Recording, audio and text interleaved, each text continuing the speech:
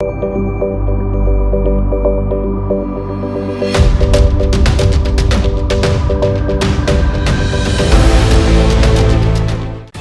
The angle में आपका स्वागत है। मैं हूं दीपाली माथुर। बुलेटिन की शुरुआत करते हैं हेडलाइंस के साथ। महाराष्ट्र में भाजपा के दो नेताओं के बयान ने बढ़ाई राजनीतिक हलचल। पूर्व मुख्यमंत्री देवेंद्र फडणवीस बोले, इस बार सुबह सवेरे नहीं, सही समय पर होगा शपथ ग्रहण। कारोबारी घरानों को बैंक खोलने की अनुमति पर राहुल गांधी ने मोदी सरकार पर साधा निशाना, कहा पहले क्रोनोलॉजी समझिए। राजस्थान रोडवेज में सम्मानित मंत्रालयिक कार्मिकों को भी मिलेगी मुफ्त यात्रा की सुविधा। दिव्यांग और उसके एक सहयोगी भी कर सकेंगे निःशुल्क यात्रा। दिवाली के बाद जयपुर एयरपोर्ट पर बढ़ी यात्रियों की रौनक, किराए में भी 20% की कमी। विदेश मंत्री डॉक्टर एस जयशंकर 24 से 29 नवंबर के बीच संयुक्त अरब अमीरात, बहरीन और सेशेल्स की यात्रा पर रहेंगे। मंत्रालय ने कहा कि यात्रा के दौरान वे अपने समकक्षों और देश के शीर्ष नेतृत्व के साथ मुलाकात करेंगे। मंत्रालय ने बताया कि 2 दिन जयशंकर बहरीन में रहेंगे। यह विदेश मंत्री के तौर पर उनकी पहली बहरीन यात्रा होगी।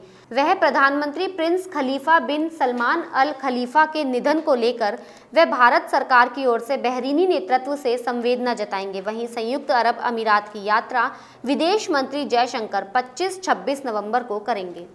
महाराष्ट्र की राजनीति में अचानक से हलचल तेज हो गई है। एक ही दिन में भाजपा के दो नेताओं के बयानों ने अटकलें बढ़ा दी है। महाराष्ट्र के पूर्व मुख्यमंत्री और नेता विपक्ष देवेंद्र फडणवीस ने कहा कि भाजपा की अगली सरकार की ताजपोशी पिछले साल की तरह दिन निकलने से पहले नहीं, बल्कि सही समय पर होगी। फडणवीस ने मीडिया से बातचीत में ये बयान दिया जो आज सामने आया। उन्होंने कहा कि मौजूदा महाराष्ट्र विकास अघाड़ी सरकार से जनता नाराज है। उनकी सरकार गिरने के बाद हम सरकार बनाएंगे। फडणवीस का बयान महाराष्ट्र में पिछले साल महाराष्ट्र में भाजपा सरकार बनाने के ठीक 1 साल बाद आया है। बंगाल की मुख्यमंत्री ममता बनर्जी ने भाजपा पर हमला बोला है। शाह के 5 नवंबर को एक दलित के घर भोजन करने के बाद से बंगाल की राजनीति गरमाई हुई है। मुख्यमंत्री ने आरोप लगाया कि गृह मंत्री अमित शाह का दौरा महज दिखावा था। उनका खाना एक ब्राह्मण के घर से बनकर आया था। 2 दिवसीय दौरे पर बंकुरा जिले पहुंची बंगाल की मुख्यमंत्री ममता बनर्जी ने गृह मंत्री के दौरे पर प्रश्न खड़ा किया। मुख्यमंत्री ने कहा कि गृह मंत्री सिर्फ दिखावे के लिए यहाँ आए थे। उन्होंने उस दलित के हाथ का नहीं, बल्कि एक ब्राह्मण के घर से तैयार किया गया भोजन खाया था। खाना खाने के बाद गृह मंत्री वहां से चले गए, जबकि बीमार बच्चे से मिले भी नहीं। कांग्रेस के पूर्व अध्यक्ष राहुल गांधी ने मोदी सरकार पर निशाना साधा है। कारोबारी घरानों को बैंक खोलने की अनुमति के सुझाव पर राहुल गांधी ने क्रोनोलॉजी समझाते हुए कहा कि पहले बड़ी कंपनियों का कर्ज माफ होगा, फिर उन कंपनियों को बड़े कर छूट मिलेंगे और अब इन कंपनियों के द्वारा बनाए गए बैंक में लोगों की सेविंग दे देना। राहुल गांधी ने ट्वीट में कहा कि क्रोनोलॉजी समझिए, पहले कुछ बड़ी कंपनियों को कर्ज माफी होगी, फिर कंपनियों को टैक्स में बड़ी छूट मिलेगी। अब इन कंपनियों को सीधा जनता की बचत दे दीजिए ताकि ये बैंक स्थापित कर सके। सूट बूट की सरकार। कोरोना वायरस के दैनिक मामलों में बड़ी गिरावट देखने को मिली है। पिछले 24 घंटे में कोरोना वायरस के 37,997 नए मामले सामने आए हैं। इस दौरान कोविड-19 के चलते जान गंवाने वाले मरीजों की संख्या 480 रही। वहीं देश में कोरोना वायरस के कुल संक्रमितों की संख्या बढ़कर 91,77,841 हो गई है। देश में संक्रमण मुक्त होने वाले मरीजों की संख्या बढ़कर 86,04,955 हो गई है। कोरोना वायरस के चलते अब तक देश में 1,34,218 मरीजों ने जान गंवाई है। राजस्थान रोडवेज की साधारण और द्रुतगामी श्रेणी की बसों में सम्मानित मंत्रालयिक कार्मिकों को मुफ्त यात्रा की सुविधा दी जाएगी। परिवहन मंत्री ने इसके आदेश जारी किए हैं। इसी तरह रोडवेज ने विभिन्न श्रेणी की बसों में दिव्यांग, कुष्ठ रोगी और उसके एक सहयोगी के लिए मुफ्त यात्रा सुविधा दिए जाने का निर्णय किया है।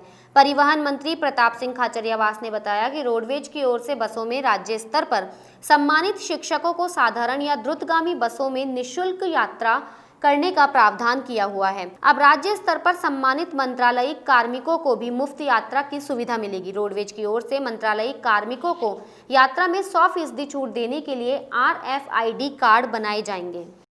दिवाली के बाद से जयपुर इंटरनेशनल एयरपोर्ट पर आने और जाने वाली उड़ानों की संख्या के साथ में यात्री भार में भी इजाफा हो रहा है। एयरपोर्ट प्रबंधन के मुताबिक दिसंबर से पहले सप्ताह के रोजाना जयपुर एयरपोर्ट से 12,000 से अधिक यात्रियों की आवाजाही होना शुरू हो जाएगी। इसका मुख्य कारण सैलानियों की आवाजाही और तेज सर्दी होने की वजह से लोग यात्रा के लिए हवाई यात्रा को अब बेहतर विकल्प मान रहे हैं। इसके साथ ही किराया भी 20% तक कम हुआ है। आज सप्ताह के दूसरे कारोबारी दिन शेयर बाजार फिर से हरे निशान पर खुला। बॉम्बे स्टॉक एक्सचेंज का प्रमुख इंडेक्स सेंसेक्स 274.67 अंक ऊपर 44,351.82 के स्तर पर खुला। वहीं नेशनल स्टॉक एक्सचेंज के निफ्टी की शुरुआत 83.50 अंकों की तेजी के साथ 13,010 पर हुई।